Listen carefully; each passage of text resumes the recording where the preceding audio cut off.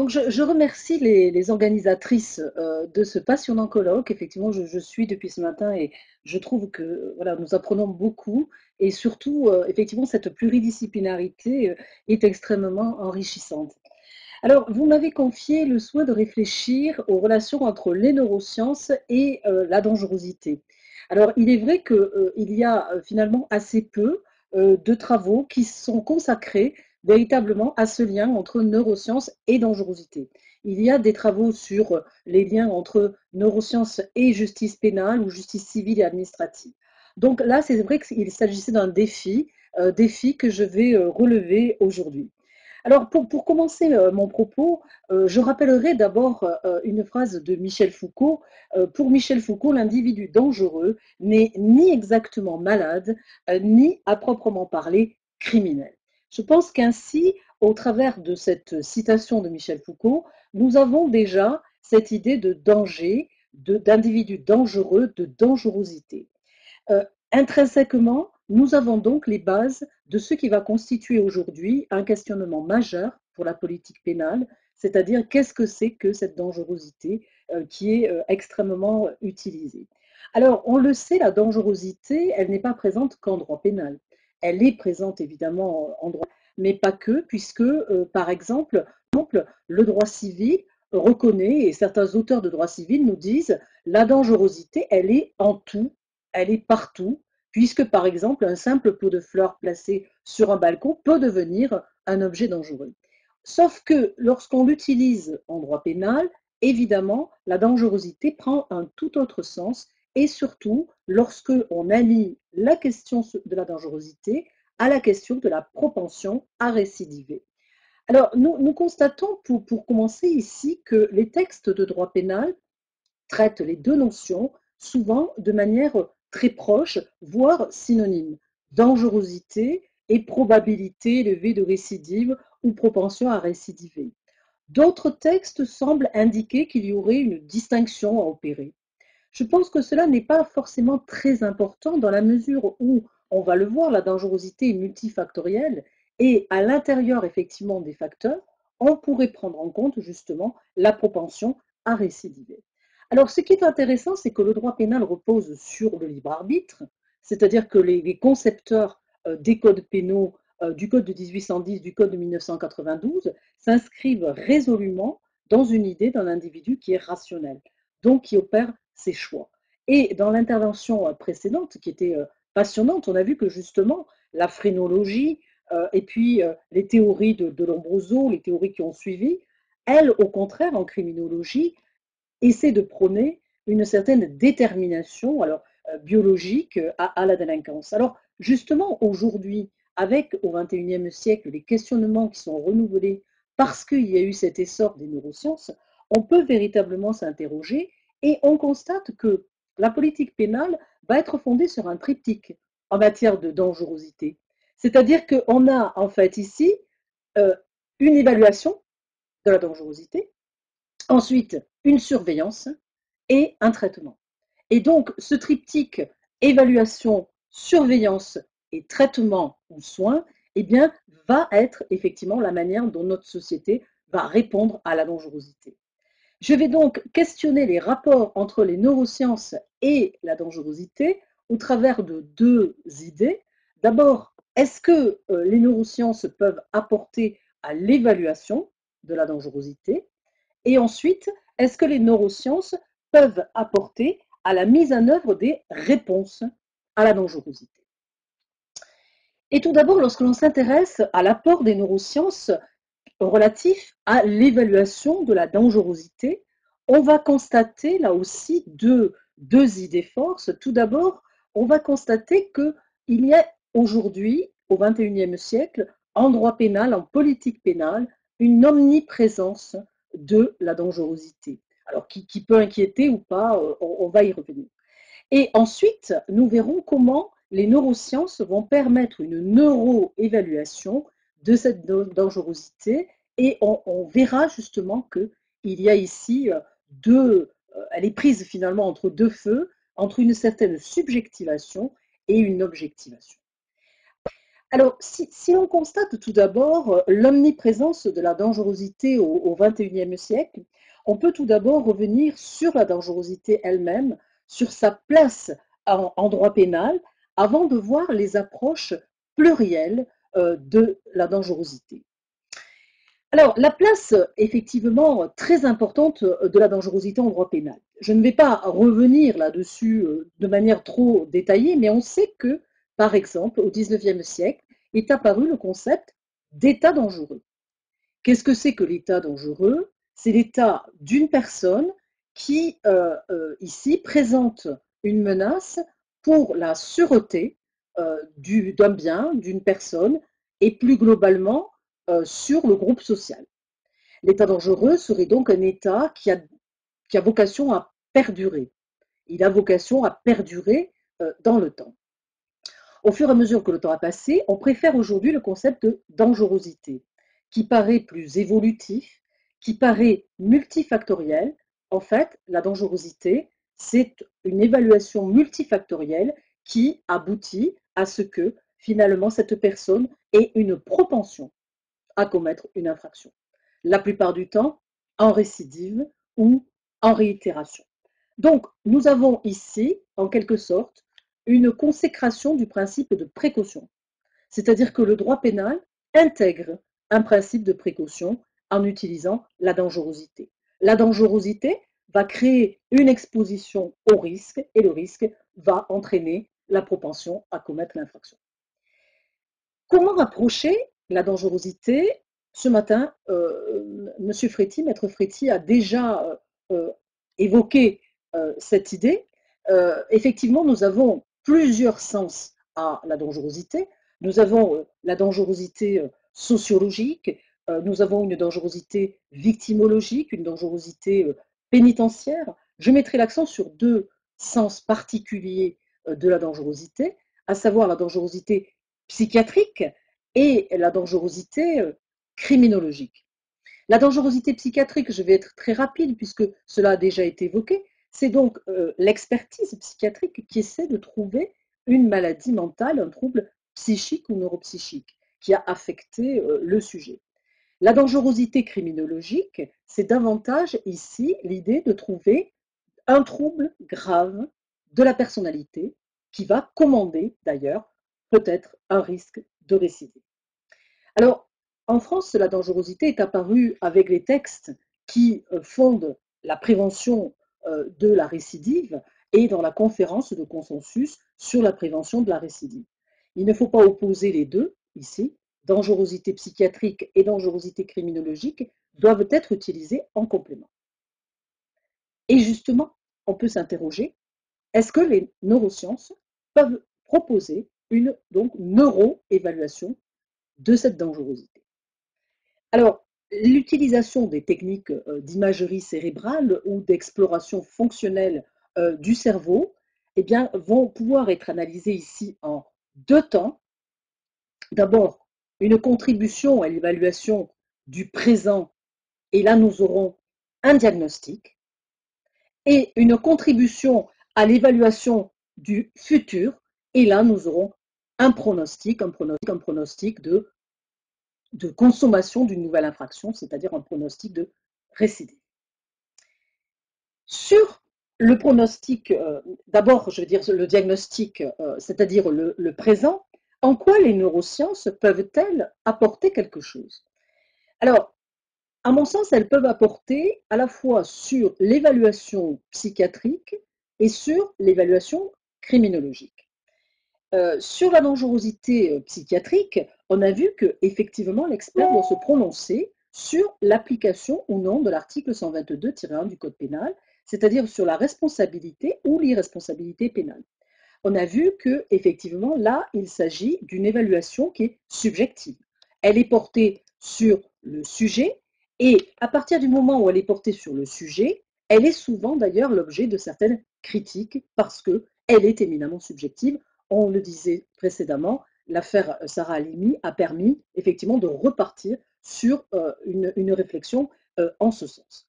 Alors, est-ce que justement dans ce cadre-là, les neurosciences pourraient apporter quelque chose? Oui, très certainement. C'est-à-dire qu'au moment de l'évaluation du trouble psychique ou neuropsychique, évidemment, le psychiatre peut se faire aider d'examens de neuroimagerie pour essayer effectivement de montrer certains éléments pour mieux connaître ce sujet, puisqu'il s'agit de poser ici un diagnostic. Donc, il serait tout à fait envisageable d'avoir ici un complément finalement à l'expertise par le biais de la neuroimagerie.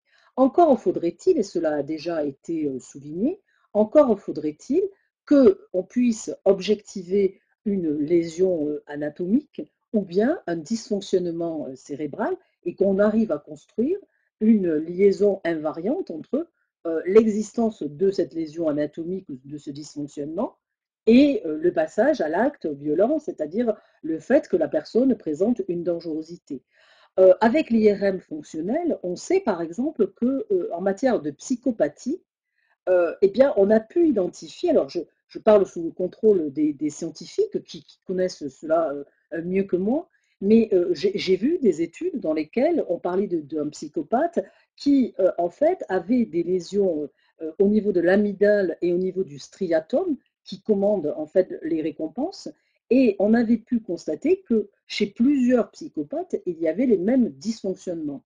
Pour autant, pour autant, est-ce que le fait d'avoir constaté cela chez ces personnes voulait dire que c'était ces troubles-là qui avaient engendré la psychopathie, ou est-ce que c'était un hasard tout simplement en fait parce que il y avait des circonstances particulières qui s'étaient proposées. Donc là, les neurosciences ici peuvent évidemment aider au diagnostic. Toutefois, il faut donc prendre garde parce que on ne peut pas construire des invariants et cela a été souligné, je crois, depuis ce matin à plusieurs reprises et je pense que c'est beaucoup plus prudent. Est-ce que les neurosciences peuvent contribuer à proposer une aide pour le pronostic, c'est-à-dire le pronostic de passage à l'acte, propension à récidiver? Alors, ici, une difficulté se pose encore plus, de manière encore plus prégnante, puisque, en fait, il s'agit ici de se positionner pour le futur. Et on sait à cet égard que les États-Unis, par exemple, utilisent beaucoup de méthodes actuarielles, c'est-à-dire qu'ils utilisent des facteurs pour calculer des probabilités de survenance de telle ou telle infraction. Alors ici, on sait que, et je le disais tout à l'heure, toutes les évaluations qui sont psychiatriques sont extrêmement critiquées aujourd'hui pour leur subjectivité. Et justement, on se demandait si le fait d'avoir recours à des techniques de neurosciences ne pourrait pas donner le petit plus d'objectivité, finalement, qui pourrait permettre de légitimer ces expertises qui méritent toutefois hein, quand même un certain respect au regard de l'expertise des personnes qui sont amenées à se prononcer. Alors, bien sûr, je le disais tout à l'heure, et là on le voit, on a cette idée d'évaluation prise entre une subjectivité et une tentative d'objectivation, finalement, de ce calcul de pronostic. Et ceci se voit d'ailleurs lorsque on propose d'utiliser des méthodes qui vont intégrer des facteurs beaucoup plus dynamiques, par exemple pour évaluer les risques, les besoins, la réceptivité, pour être dans la gestion du risque. Et là encore, est-ce que l'apport des neurosciences pourrait justement être ce petit plus d'objectivité pour permettre de connaître mieux et d'évaluer mieux la dangerosité? Eh bien, là encore, je pense qu'on n'en est pas à ce stade-là, puisque on le sait, et on ne peut pas construire là aussi des invariants aussi nets entre les deux. Et en fait, il faut peut-être simplement utiliser ces techniques avec ce qu'elles peuvent apporter, c'est-à-dire à la fois pour le diagnostic et pour le pronostic. Ce sont des éléments, des faisceaux qui pourront être utilisés ensuite par le juge lorsqu'il aurait à se prononcer là-dessus. Donc, on le voit ici, cette dangerosité, elle est polysémique, elle est extrêmement fluctuante, elle est difficile à avoir. Et je terminerai sur ce point-là avant de passer au deuxième point en disant la difficulté aussi avec l'utilisation des neurosciences, si l'on fige un, un pronostic ou un diagnostic à un moment donné, c'est que d'une part, lorsque on doit se prononcer sur l'irresponsabilité pénale, on doit se prononcer au moment où les faits avaient lieu. Et cela, ça veut dire que pour le futur, on ne sait pas du tout si cet état va durer, s'il ne va pas s'améliorer. Et justement, deuxième point que l'on peut dire, c'est que justement le cerveau est plastique, il a une plasticité qui fait que peut-être certains troubles pourraient être corrigés. Et c'est ce qui nous amène en fait à évoquer l'idée, est-ce que les neurosciences peuvent apporter des éléments à la mise en œuvre des réponses du groupe social à la dangerosité.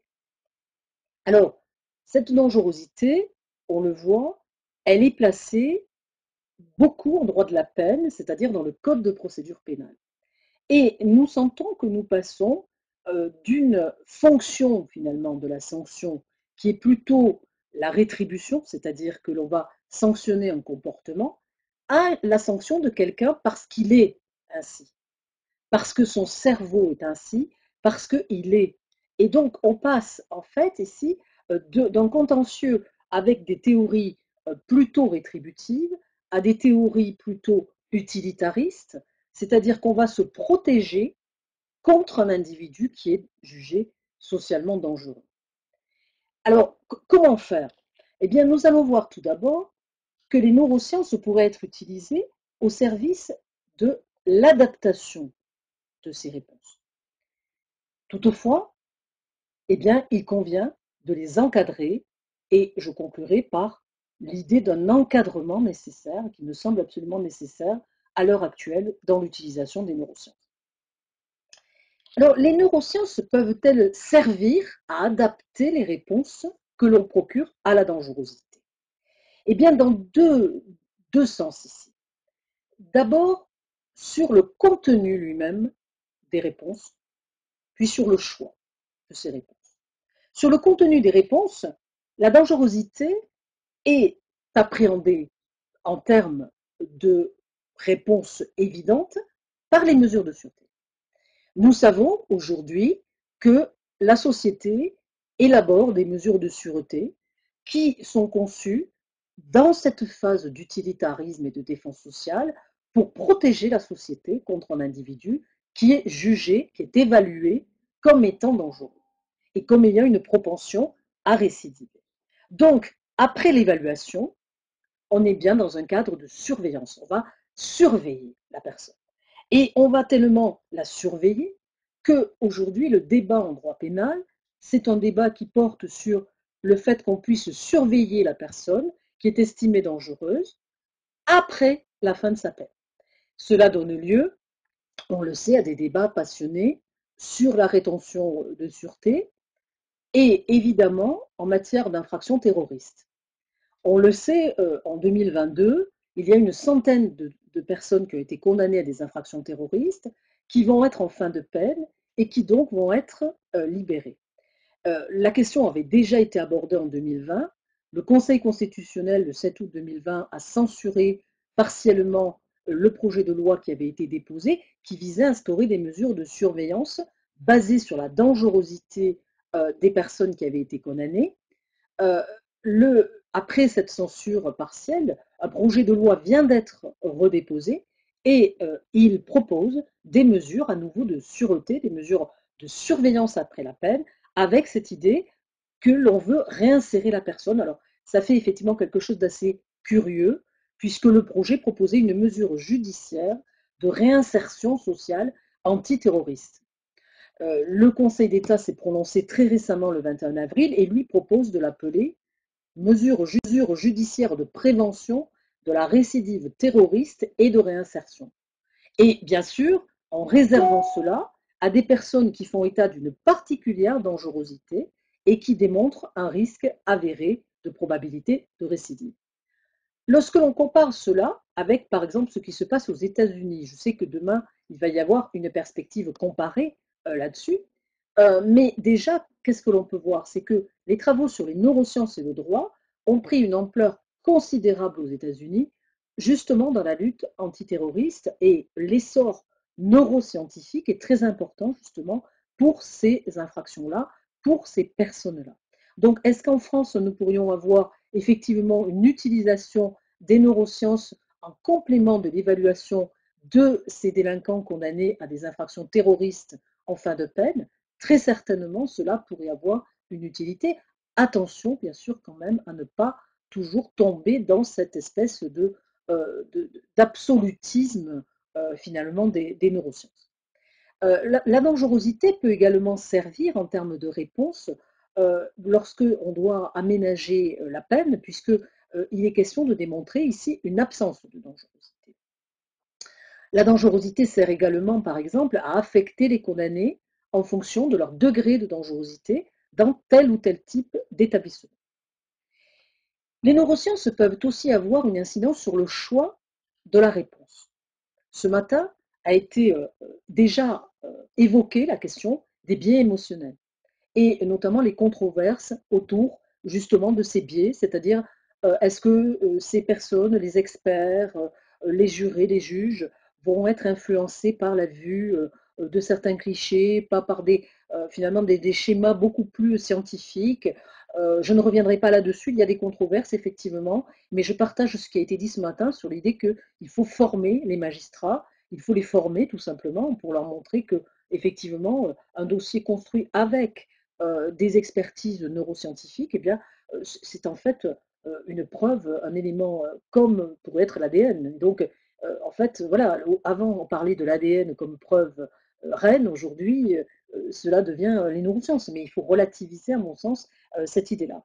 Donc, je ne reviendrai pas là-dessus, sur cette neurophilie explicative, mais en revanche, il y a un deuxième point sur le choix de la réponse qui me paraît très important, c'est que imaginons que l'on puisse objectiver une lésion dans le cerveau de quelqu'un ou en montrant un dysfonctionnement cognitif, en montrant que là, il y a un invariant, c'est-à-dire il y a un lien de causalité certain entre ce qui est présent et l'état de la personne qui commande une propension très forte à récidiver. Qu'allons-nous faire de cette personne? Alors on va nous dire, on va la surveiller. Oui, oui, on va la surveiller. Mais se pose alors une autre question. Est-ce que dans le cadre pénal, nous pourrions lui imposer, par exemple, un traitement? Est-ce que nous pourrions lui imposer une psychochirurgie, une stimulation cérébrale profonde? Je pense que cela va être évoqué après. Eh bien, on sait que le consentement doit être au cœur ici de la réponse. C'est-à-dire que le consentement doit être demandé, mais je me demande quelle valeur peut avoir ce consentement. Parce que, au fond, la personne, on va essayer de démontrer qu'elle est dangereuse, parce que son cerveau lui dit de faire certaines choses ou pas. Et ensuite, on va, on va dire que son consentement est valable. C'est vrai que ça pose quand même une question qu'il faudra débattre, alors qu'on est dans un contentieux sur un état dangereux. Si on arrive à parler de dangerosité cérébrale ici, euh, quelle est la valeur du consentement donné par la personne? Est-ce que l'on ne doit pas dire effectivement qu'on va protéger la personne et, par exemple, on va lui interdire de se prêter à certains examens ou pas? La dignité, peut-être, pourrait être utilisée, la dignité contre la liberté. Et puis, il y a un autre grand principe du droit pénal et de la procédure pénale, c'est le droit de ne pas contribuer à sa propre incrimination, ce qu'on appelle l'auto-incrimination. Donc, si vous acceptez un examen sur votre cerveau et que votre cerveau dit que vous êtes dangereux, eh bien, vous risquez effectivement de vous retrouver dans ce cadre-là. C'est pour cela que je plaide pour un encadrement nécessaire de l'utilisation de ces neurosciences dans la réponse à la dangerosité. À mon avis, les risques sont très, très importants. Des risques d'abord sur le devenir pénal du sujet, et des risques de transformation du droit pénal lui-même. Des risques sur le devenir pénal du sujet. Je viens de le dire à l'instant, on le voit, le fait de parler d'un cerveau dangereux, avec des invariants qui pourraient être créés, risque de mettre à mal les droits et libertés fondamentaux de la personne. Alors, si je prends un exemple sur le principe de personnalisation de la sanction, eh bien, on va dire oui, mais effectivement, les techniques de neuroimagerie vont servir à mieux connaître la personne, donc à mieux adapter. C'est vrai. D'un autre côté, si l'on sait qu'elle présente un état de dangerosité attesté cérébralement, est-ce que cela ne va pas avoir un effet contraire? Et dire que justement, cette personne, on va individualiser la sanction, mais dans un sens qui ne serait pas favorable à leur. Et la question pourrait se poser également sur la proportionnalité de la sanction. C'est-à-dire, est-ce que justement un état préexistant de dangerosité cérébralement attesté ne va pas jouer sur la proportionnalité, c'est-à-dire que l'on serait influencé pour dire, bah, finalement, il faut protéger la société et donc avoir une peine extrêmement longue. Là-dessus, justement, qu'est-ce que l'on constate aujourd'hui? C'est qu'un sujet de droit, eh bien, il est soumis aujourd'hui à un temps pénal qui est beaucoup plus long. Je le disais tout à l'heure, la surveillance qui intervient après la peine, eh bien, ça allonge le temps pénal auquel la personne est soumise. Et cela, effectivement, il faut y faire attention. En plus, il faudrait faire attention aussi à un certain nombre de droits fondamentaux qui risquent d'être atteints. Par exemple, euh, une discrimination qui pourrait avoir lieu si on a effectivement, par exemple, une construction d'atlas ou de base de données avec des éléments cérébraux. Attention à ne pas discriminer, attention à ne pas trop objectiver pour en faire une politique de gestion des risques, parce qu'effectivement, le sujet ici pourrait en être victime. Pour terminer, je mettrai aussi un encadrement sur l'utilisation des techniques neuroscientifiques, bien que je préconise leur utilisation, hein, mais un encadrement est nécessaire. Pourquoi?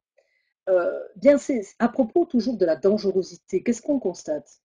C'est que depuis quelques années, j'en ai parlé pour les infractions terroristes, on a glissé finalement d'une réponse classique de la politique pénale à ce que l'on appelle le droit pénal de l'ennemi.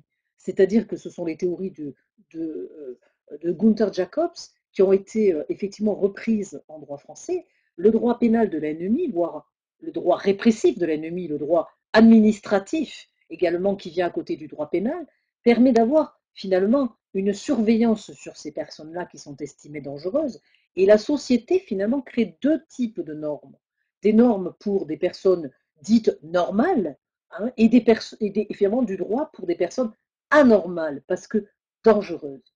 Et avec les neurosciences, on avait déjà eu un peu cela avec l'ADN, avec cette espèce d'amour de l'ADN comme reine des preuves.